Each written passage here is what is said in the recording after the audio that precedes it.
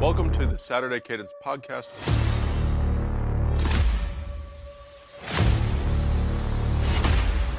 I'm Blake Biscardi, and remember, the Saturday Cadence Podcast is the heartbeat of college football. Well, that was fun. That was real fun. Those scenes were incredible on those campuses. The first round of the college football playoff is in the books. We saw games, all of the favorites covered in those matchups, but what you saw and what we got to take in on these college campuses, how have we not done this sooner? What an outstanding environment we saw in Columbus, the Scarlet Out, what we saw in South Bend for Notre Dame, the whiteout at Penn State at high noon. Who knew you can do a whiteout that early? And then you saw Texas taking on Clemson. Again, phenomenal environments across the sport, outstanding for these universities, these college campuses, the students. Just a tremendous, tremendous display. Tip of the cap to all the people on the ops teams involved in the planning and in the athletic departments for that and the CFP. But let's turn our attention to Columbus, Ohio. This is what we thought the best game of the first round was going to be. That was no secret. The SEC was coming into Columbus for the fourth time, first time since the 80s. And Tennessee fans all week, for actually really since they announced that this was the matchup, Tennessee fans had been talking and talking and talking. And you know what? Tennessee showed up, and there was a lot of orange in Ohio Stadium. However, it was just a donation because the Buckeyes, 42-17, racing out to a 21-0 lead, scoring its first three possessions. That team can win the national championship. That is the team we missed. That was the team we thought Ohio State could be all year. They chose not to be that team all year. They chose not to play with that tempo consistently. They chose not to do all of these things. And now it was a mixture of our backs are against the wall. We're being doubted. They had to listen to that noise for 3 weeks since losing to Michigan. Again, still inexplainable how that happens, especially after Saturday night. It just makes you scratch your head even more. But man, looking at that game, that's the potential for these Buckeyes and what they were able to do. So you have to tip your cap to Ryan Day and Chip Kelly. Phenomenal game plan. Will Howard, he was sensational. 24-29, 311 yards, 2 touchdowns, both to Jeremiah Smith. And that interception, I mean, it was a great, great play by Will Brooks for Tennessee, the defensive back, taking it pretty much out of Jeremiah Smith's hands as he was getting hit, probably interfered with. Now, there was a couple missed interference calls in that game both ways, so we don't have to dispute that, but that did swing some momentum in Tennessee's favor, so they got it back to 21-10 going into the half while they were getting the ball. And then just like Ohio State started the first quarter, they started the third quarter and just smothered Tennessee. The offense was going. They scored 21 in the first, 14 in the third. The Buckeyes were just rolling. Travion Henderson, Quinshad Judkins, they each got 2. That was a complete performance. That was as thorough of a dismantling that we have seen of good on good in a long time. Every facet of the game, Ohio State was able to dominate. The offense was absolutely electric, nearing almost 500 yards. And then you look at that defense, 4 sacks on the day, 7 tackles for loss. JT Tuimoloau, Jack Sawyer each had phenomenal days, probably their best games of the season. Jack Sawyer, though, arguably Michigan was incredible because he had that interception, though. He did nearly have an interception against Tennessee. But that defense took away the running game early because of the offense being able to score. And then Nico Iamaleava, no one was open for him. Ohio State was able to sit back, man coverage, light box. Tennessee likes to run those wide splits. And you just got to watch this Ohio State defense take away those Tennessee receivers. Nico was confused. He was the most productive on the ground with his legs, scrambling. Now, there were a couple design runs mixed in there. He was only 14-31 for 104 yards through the air. That's not a recipe to win this game for Tennessee. And this was the fear, if you were asking Tennessee fans, of what do you need to happen? Tennessee had to be able to be efficient on offense. Nico had to be involved, making good decisions, connecting on his reads. Now, they did deal with some injuries in the game, but you look at guys like Brew McCoy, Squirrel White, he was one of the ones who left the game. Brew McCoy, only 4 catches for 40 yards. Barely involved Dante Thornton, Braylon Stanley, all these guys. I mean, No one was able to do hardly anything in the passing game. And then you saw, again, like I said, Nico, he had to carry the ball 20 times. Now, again, I said only a couple of those were design runs. So most of those were scrambles because Ohio State just had great coverage down the field. Tennessee really only had two drives where they were getting something going. And that was, again, the one or both of them in the second quarter there. And then, the garbage time one at the end. But you just have to tip your cap. Jim Knowles, he had the defense ready to go. Ohio State played four quarterbacks, four in a playoff game. I gave you Will Howard's stat line. We saw Devin Brown for a series. We saw Julian Sand for a series. And then Lincoln Keenholz comes in the final series just to milk the clock out. Four quarterbacks for the Buckeyes, pulling your starters in a playoff game. That is how big of a win this was for Ohio State, how much they dismantled Tennessee and really took care of business. And they put some of those doubts to rest of could they handle this game in this environment? Would they be ready to play? Would the fan base be behind them? And again, if you're not, as a fan base, if you're not behind this team, you're not really a part of the fan base. You're maybe in that fringe, or you're a little bit more on the delusional side. Now, I get it's fair to be critical or skeptical of Ryan Day and of the program. And I get it. That's our family. That's something that we can do if you're a part of that. But when someone else starts talking and they say, we're taking over your stadium, we're doing this, and you just get behind them and say, oh, you're going to let this happen. Don't be a part of that problem. You need to rally behind this team. Nick Saban said it great on game day. You need to rally behind this team and say that you believe in them to go win a championship. That's what you need to do. And this team that we saw against Tennessee, completely capable to win a national championship because now you get the dream matchup. This was always going to be the hardest game to get for Ohio State. It's the first one. It's at home. All the pressure's on you. You had to perform well. This was a gotta have it game for the Buckeyes, and they got it. Now you go to the Rose Bowl, the grandest venue in sports. They're no stranger to this building. They get to play Oregon, a rematch of the 2010 Rose Bowl there. But more importantly, a rematch of that game in Eugene from this year that ended with a bitter and poor taste in the mouth of all of Buckeye Nation, but specifically Will Howard. And he mentioned that in his press conference. It didn't sit right with him. So they're really excited to get this opportunity to go beat Oregon. Now, if I'm Ohio State, we talked about this before. This is the path you want. You want to go earn a national championship. Now, sure, is it great to play lesser opponents and win those games? Sure. Winning is great regardless of who it's against. But when you get to go beat an SEC team in your building after all the stuff that they were talking, and again, Tennessee has one of the most passionate and loyal fan bases, so I'm not taking anything away from them. They traveled to the game. They were very well represented. But when you listen to that as Ohio State and you beat that team, you don't just win the game. You beat that team 42-17. Last touchdown in garbage time, so it really played 42-10. Could have been worse. Then you get to go have revenge on the team that beat you by a point questionably because Will Howard didn't slide in time. When you play, you went toe-to-toe with them earlier. Pressure's on them. I mean, this is the path that you want. This is now a motivated and confident Ohio State team. This was the type of game that we said, if Ohio State gets this kind of game, now no one expected 42-17, but we said if Ohio State gets this win and plays well in the game, they don't just win it, but they play well. That's the thing that's going to frighten teams like Oregon or Texas looking down there because they say, okay, there's an 8 next to Ohio State's name, but my goodness, that could be the best team in the country. I mean, who is slowing down all those weapons? Quidshot Judkins, Traven Henderson, both highly involved in the game plan. A lot of the time, both of them were on the field. There was a lot of motion, great concepts by Chip Kelly. Again, to take away this great Tennessee defensive line, it's going to be the same thing against Oregon. They have a phenomenal defensive line and another solid defense. Both running backs had 2 touchdowns for Ohio State. But the big story that I haven't mentioned yet is the offensive line. Ohio State's offensive line patched together. This was similar to the Penn State game where it's just patched together. Everyone's questioning how you're going to do this. 0 sacks.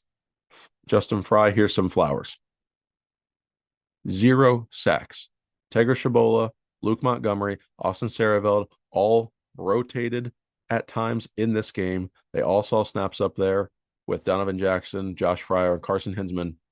That unit deserves all the credit in the world. Now, Tegra Shabola, he started off a little shaky, came out of the game, went back in the game, and played well. Again, you're going to give credit where it's due. That offensive line, that was the big key for the Buckeyes. If they blocked, that was their path to victory. And they did. They gave Will Howard time to throw. He was poised in the pocket. He was not rushing his decision making. He got the one-on-one coverage with his receivers. They took advantage of that with Jeremiah Smith and with Emeka Ibuka. It was just a phenomenal showing. Jeremiah Smith, 2 touchdowns. Welcome to college football, to the college football playoff, JJ. The true freshman, 6 catches, 103, and 2 touchdowns, including that first one to start the game. And it just erupted Ohio Stadium. Ibuka, 5 catches for 81 yards. And this is the one that we talked about, getting the running backs involved. TreVeyon Henderson was the third leading receiver for the Buckeyes, 4 receptions for 54 yards. He had that big 21-yard wheel route that was good for a first down for the Buckeyes to extend a drive. Henderson and Judkins will be involved in the pass game. That's something you have to do. You have to get the ball to your best players. It's exactly what Ohio State did. They got the ball to their best players, however they had to do it. So you tip your cap there to the Buckeyes' phenomenal game plan. Lots of confidence heading into this Rose Bowl against Oregon. You get that old school Big Ten Pac-12 matchup, even though they're both Big Ten teams now. I think it's very fitting, especially in this first year, that these two teams get to meet in this setting. This could arguably be the national championship game. This could arguably be the two best teams in the country. This has the potential to be an all-time classic college football game. Will it reach USC Texas in the Rose Bowl?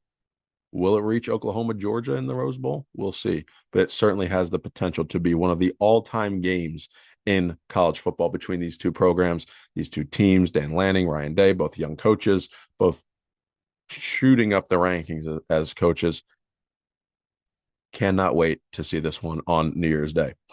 Elsewhere, though, let's talk about Notre Dame and Indiana. Indiana clearly outclassed in this game. This game looks similar to the Ohio State Indiana game, and we talked about that on both shows last week, Monday and Thursday.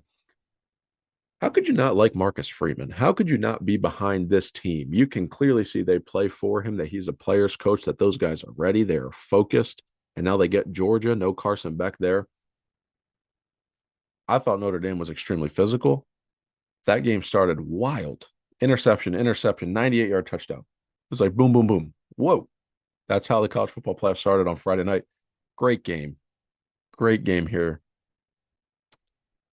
Now, much like Tennessee talked, so did Indiana. They did not back it up, and there's going to be this notion of, oh, they didn't deserve to be in, they shouldn't have been there. And listen, I get the strength of schedule argument. I don't disagree with that. However, that was the schedule that they had. That's the schedule that they played. They won 11 games. It's not like you're arguing against an 11-1 team and a 10-2 team. I mean, you're arguing 11-1 versus 9-3 for those SEC teams. And listen, if you're going to extend that argument for Indiana and you're going to extend that argument for SMU, I know Tennessee beat Alabama and they have a good win, but Tennessee lost worse than both of them. Do you want to do it that way? Tennessee's clearly one of the 12 best teams in the country, but is that how you want to do it? I mean, you can control what's on your schedule. You can't fix it, but I think how this is evaluated and seeded, that's the thing that has to change in there. And then they'll fix that scheduling model into the future because, sure, you could see that okay, Penn State and Texas, they don't have that marquee win, but you could see their roster makeup. And again, that's not how you can judge a team, but you can look at it and say, okay, they may not have that big marquee win, but they're going to be able to compete because they can match talent in this game. Indiana doesn't have the same luxuries. Okay. You could see that they're more of we had a softer schedule. We took advantage of it. We did what we had to do. We earned a berth in the playoff. We deserved to be there. It's best versus deserving. We say this every year. We're not going to stop having that argument, regardless of if the playoff is 4, 8, 12, 14, 16, however much. You're never going to stop having that argument because there's always going to be more. Now, this is the question you want to ask yourself. Could Indiana or SMU win the national championship? And if Bama got in, could they win it? Could Ole Miss? Could South Carolina? You could ask yourself these questions until you're blue in the face. But these are the teams that got put in the field. It does not justify or say, you know what, they made the wrong decision based on how they perform, because that's not how you do it. You don't look in hindsight and say, we got it right, we got it wrong. No, that was the data. according to their model, that's what got these teams in. So those arguments need to be put to rest. And Notre Dame, I like their path to the national championship game. I do. I think it's a more favorable matchup, I should say, against Georgia than it would be. Obviously, no Carson Beck on the field. I think they can win that game. They're just physical. Notre Dame's a team who can run the football. Guess what Georgia can't do? Run the football. Can they force Gunnar Stockton to throw? Those are going to be all these things that we're going to talk about in our next episode when we preview those games. But when you watch this Notre Dame team, I've been talking about them for over a month. I said this team can get in that field and make a run. Depends on their matchups. And they just so happen to get a Carson Beckless Georgia and potentially Penn State, but they've got to play Boise State beforehand. So again, Notre Dame, do not count out the Irish. Do not count out the Irish. Jeremiah Love, Jadarian Price, both very talented running backs. Riley Leonard can also run the football. He's been better as a passer. By no means is he elite, but he's good enough as a passer. Now he's going to have to be good to great against the Georgia secondary and that defense because it is stout. So a lot ahead there. But Notre Dame completely controlled Indiana. They dominated the game. And that was very similar to Penn State SMU, where SMU kind of gave that game away to Penn State. They did. I mean, Penn State should have won the game anyway. I'm not going to take this away from them. But when you're throwing 2 pick sixes and then you throw a third interception inside your 20 and you drop a touchdown and you don't execute on your first drive, that's not how you want to start a game. That's not how you want to be in the playoff. You're beating yourself. Now, I think Penn State's the better team. I think they would have won anyway, but SMU didn't help their own cause in this game. They just didn't. And Penn State took advantage of it. That's what good teams do. That's what great defenses do, because Penn State does have one of the best defenses in this playoff. But it really wasn't special from Penn State. They took advantage of the moment, and they could afford to do that because they're the better team. And that's what they did. Drew Aller was only 13 to 22 for 127.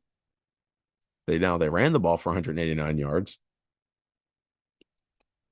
But looking at it, Penn State, it wasn't anything spectacular. It wasn't, the offense razzle and dazzle. The defense did it. And that's the danger of a team like Penn State. And we talk about this all the time. Can James Franklin win these big games? And what is Penn State going to look like? I'm telling you, if you don't make mistakes, that's how you have to beat Penn State, because their defense is good enough to capitalize on those blunders, on those turnovers, and make you pay for them. So Penn State, again, they're going to play Boise State. We're going to see what that's going to be like. Ashton Jeanty, can they stop him? That's going to be a great matchup. So that's something I want to keep your eye on, is that Penn State Boise State game. I think it could be a tricky spot for the Nittany Lions, especially it could be a look ahead spot too to, hey, are we going to play Georgia, Notre Dame? What are we going to do? Boise State's a G5 team, but they have Ashton Jeanty. So that game, keep your eye on it here. Now we're going to talk about Texas and Clemson just real briefly. Texas really controlled this game. Clemson did get back into it in the second quarter, and they made it interesting in the third quarter and the fourth quarter. They just hung around. They never had a chance to win the game, but they just hung around. And again, nothing jumps off the page at you here. So these matchups that are coming in there, I actually think Cade Klubnik, to a degree, outplayed yours. This matchup now for Texas against Arizona State, we're going to talk more about it. Cam Scatterboo, Arizona State's very hot as a team. I want to see what Texas looks like, because all this talk is about Quinn Ewers and Arch Manning. But do we see the rushing column for Texas? 292 yards. 292. If Texas can run the football against that clip, watch out. That defense is good enough. They can control the ball. Texas can win the national championship using the same blueprint as Michigan last year. Great offensive line, really potent rushing attack, ball control, physical defense, and just enough in the passing game. Now, Quinn Ewers has the ceiling to go make this a great to elite passing attack too, but he doesn't have to, because the rushing game is going to be so good. If Texas can do that, I think the only team that could slow down that rushing attack consistently is Ohio State. That rushing defense is phenomenal. Oregon's good in the front seven too, but Ohio State's better. I think that's the worst possible matchup for Texas. I actually think that an Ohio State Texas match, just how they match up against each other, that would be fascinating chess. That would be fascinating chess. Both of those defenses, the strength of the Ohio State defense is the running game, strength of the Texas defense is the passing game. What Ohio State needs to do on offense is throw the ball. What Texas needs to do is run the ball. How would all that shake out? I would be very fascinated to see that. Chip Kelly, Ryan Day, Steve Sarkisian, the offenses, that would just be really, really interesting. And we're a game away from that happening. Both teams have to win one more game. Texas obviously having the easier one against Arizona State. But when you look at this playoff, I don't know if another team can run the ball like Texas. So that's how Texas can make a run. They controlled Clemson. Clemson could not run the football. And again, you're not going to run the football for a lot when you're down multiple possessions. It's just by nature of the game flow and how that goes. But Klubnik did enough. I mean, he threw for 336 and 3 touchdowns. But again, you're playing behind the sticks. You're having a turnover. You just can't afford to do these things. You have to play more on the perfect side than you do the imperfect side in these matchup games, in a playoff game on the road in Austin. There were just a lot of things working against Clemson in this game where they couldn't overcome them late. So I think Texas with that running game is going to become a very interesting storyline there. So that sets up our quarterfinal games. We have Texas, Arizona State. You have Ohio State, Oregon, Penn State, Boise State, Notre Dame, and Georgia. Those are the quarterfinals for the college football playoff. That is going to be another set of great games. I actually think these are going to be better games than the first round. I know you can look at that and say, well, Texas is going to overwhelm Arizona State and Penn State should just control Boise the whole time. It's not going to be that competitive. I think those games will be competitive. But then you look at these colossal showdowns. One in the Rose Bowl, one in the Sugar Bowl. Ohio State, Oregon, Notre Dame, Georgia. Big brands, big time teams, monster games with the highest stakes in the sport right now. Going to be cinema. New Year's Day will be one of the best college football days of the entire season getting these games. So plan for it if you're going. Plan those trips, get ready. Cannot wait to break all that down for you. We're going to have more for you on the next episode of Saturday Cadence. David and Grant will both join. We're going to break down all of the quarterfinal games, make our picks to see who gets to the semifinals. I was getting ahead of myself a little bit there. Lots to talk about with this college football playoff. It is the best time of year. We're getting close to Christmas. So we'll say Merry Christmas to you as we close down this episode. Again, lots more to break down. Stay tuned to us on social media at Saturday Cadence. Check out the website at tsilverbulletin.com. I appreciate you listening to the show today. Make sure to like and subscribe to the channel. Leave us a review. And remember, the Saturday Cadence podcast is the heartbeat of college football. My name is Blake Biscardi. Merry Christmas. We will see you next time. God bless.